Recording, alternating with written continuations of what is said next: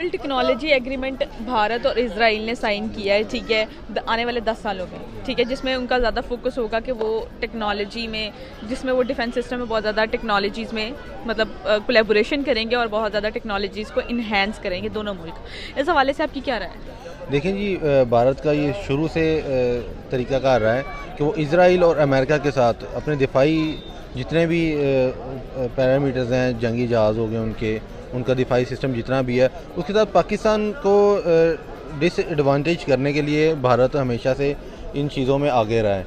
और आने वाले दिनों में भारत जो है इजराइल के साथ एक अच्छी स्ट्रेटजी के तौर पे एशिया में अपनी पावर जमाने के तौर पे उसको ये काम कर रहा है। और मेरे ख्याल से ये पाकिस्तान को सोचना पड़ेगा इसके बारे में कि वो इस भारत को इस हद तक जाने से रोके। पाकिस्तान ने जो दफाई सिस्टम अपना अपग्रेड किया हुआ है, भारत को ये चीज़ हज़म नहीं हो रही, इसलिए वो इसराइल के साथ ये चीज़ें करता आ रहा है, तो आगे फ्यूचर में भी वो करता रहेगा। मिस, जहाँ तक टेक्नोलॉजी शेयरिंग की बात है तो हर कंट्रीज़ जो है अपने शेयरिंग करता है इंटेलिजेंस की ना, और टेक्नोलॉजिकल मूवमेंट है पूरी दुनिया के अंदर, तो हर कंट्री को ये राइट है कि वो करे। अगर इसराइल जो है और इंडिया ने इन दोनों ने किया है, अगर हम इनका थोड़ा पास चेक करें तो वो ये दोनों कंट्रीज़ ऐसे हैं जो टोटली एंटी पाकिस्तान है, ठीक है। तो पाकिस्तान के लिए तो एक अलार्मिंग सिचुएशन है। पाकिस्तान को तो चाहिए कि वो इसके ऊपर जो है ज़्यादा से ज़्यादा वर्किंग करे अपनी, और इस चीज़ को बड़ा सीरियस ले, ठीक है। तो मेरी तो मतलब जो गुजारिश है इमरान खान साहब से और जो हमारे जितने भी हुक्मरान हमारी शरफिया है कि इस चीज़ को ज़रा सीरियस लें और टेक्नोलॉजी के ऊपर जो है एक लाजमी इस तरफ ध्यान दें। हमारा जो है टेक्नोलॉजी का बजट कुछ भी नहीं है, तो अगर हम इसको as comparison to other countries को हम देखें उसको, तो इसको बड़ा सीरियस लेना चाहिए। और आगे फ्यूचर भी इसी चीज़ का है।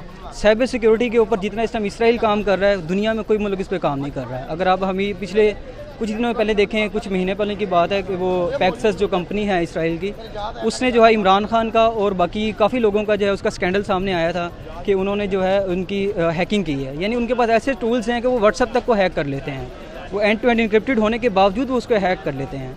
तो हमें जो है हम इसमें अभी बहुत पीछे हैं, तो ये एक बड़ा सीरियस नोट है। आगे सारी जंग ही इस चीज़ की है, तो पाकिस्तान को चाहिए कि इसके ऊपर जो है अपनी वर्किंग करे, लाजमी करे।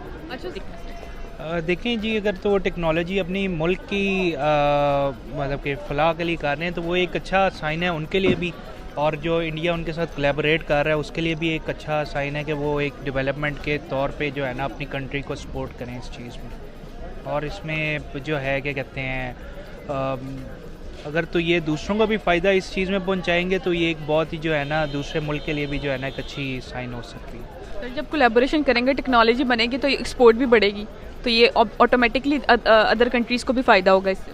नहीं, वो तो जाहिर सी बात है, वो एक अपना जो है देखें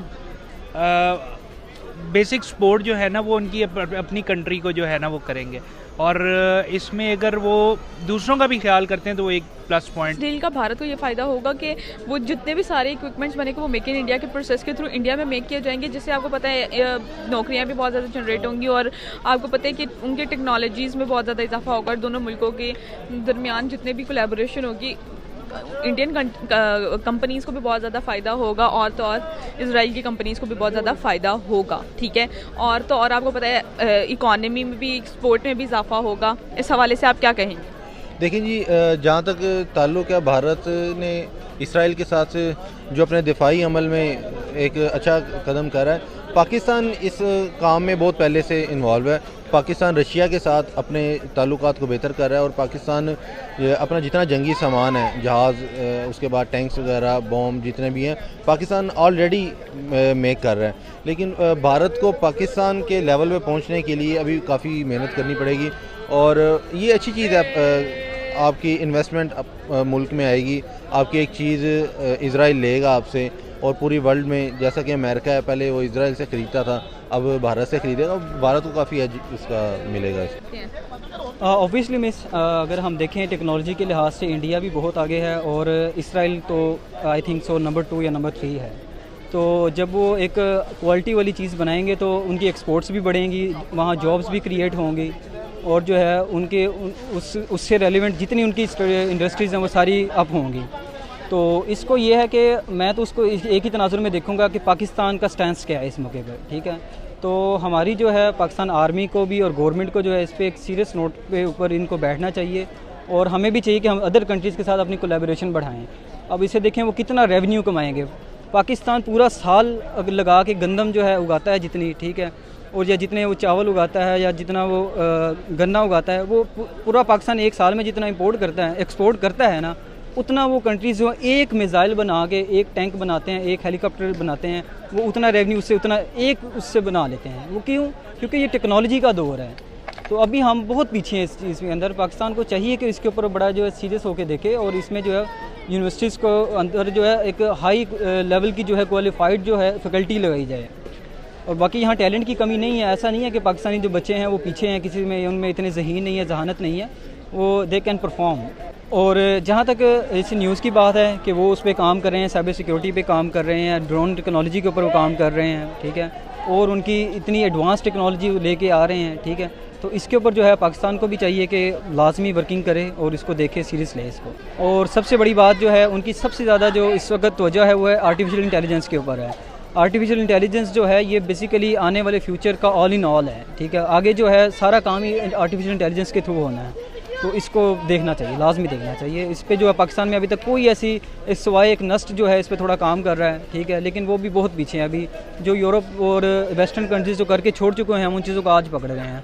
हमें तो चाहिए उनसे एक स्टेप आगे होके देखें इस चीज़ को। सर क्या वजह नज़र आती है कि इंडिया और ये और भी कंट्रीज़ बहुत ज़्यादा आगे चले गए हैं, ठीक है, मुख्तलिफ टेक्नोलॉजीज़ पे वर्क कर रहे हैं, तो हम उस हिसाब से नहीं कर रहे? उसकी मेरे जो ख्याल से जो बेसिक रीज़न है वो है हमारा बजट, ठीक है। हम पहले ही इतने बजट डेफिसिट के अंदर हैं, हमारे पास अपने इनकम हमारी थोड़ी है, टैक्स कलेक्शन ही कुछ नहीं है, ठीक है, तो वो हमारा बजट डेफिसिट है, हमारे पास इतना बजट ही नहीं होता कि हम उसको रख पाएँ आगे।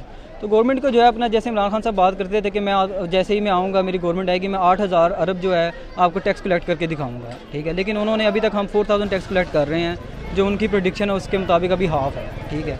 तो अपने टैक्स नेट को बढ़ाएं, ना कि टैक्सेस को बढ़ाएं, टैक्स नेट को बढ़ाएं, पैसा लेके आएँ मुल्क में और एक्सपोर्ट्स को बढ़ाएं, तो फिर जो है इसके ऊपर हमारा जो हम बजट उसके ऊपर रख सकेंगे, तभी ये ऐसा होगा। क्योंकि जो बाहर के ओबियसली फैकल्टी हायर करनी पड़ेगी और उसके लिए जो है बिलियंस ऑफ रुपीज़ चाहिए होते हैं, तो नए रिसर्च इंस्टीट्यूट्स बनाने हैं, तो वो उसके लिए फिर जो पैसा चाहिए, और पैसा वो ऑलरेडी वो कहते हैं हमारे पास है नहीं, तो ये कि टैक्स नेट को बढ़ाएं। कि जी मैंने पहले भी आपको यही चीज़ बताई है कि इसमें दोनों को एक तो म्यूचुअल इंटरेस्ट उनके जो भी होंगे वो तो एक मामला जिस तरह चलेंगे वो तो चलेंगे उनके, बकाया ये आर्टिफिशियल इंटेलिजेंस और टेक्नोलॉजी के ऊपर ज़्यादा फोकस कर रहे हैं, तो इनके लिए काफ़ी बेनिफिशियल हो सकता है। और मैं फिर उस चीज़ को कहूँगा कि अगर ये दूसरों का भी साथ सपोर्ट करके चलेंगे तो ये काफ़ी बेनिफिशियल रहेगा दोनों के लिए भी और दूसरी कंट्रीज। नहीं, हम पाकिस्तान की बात करें तो पाकिस्तान के ताल्लुकात इस हिसाब से नहीं है जिस हिसाब के से भारत के रिलेशन है, मतलब और कंट्रीज़ के साथ, इस हिसाब से पाकिस्तान का किसी भी मुल्क के साथ ऐसा ताल्लुकात नहीं है।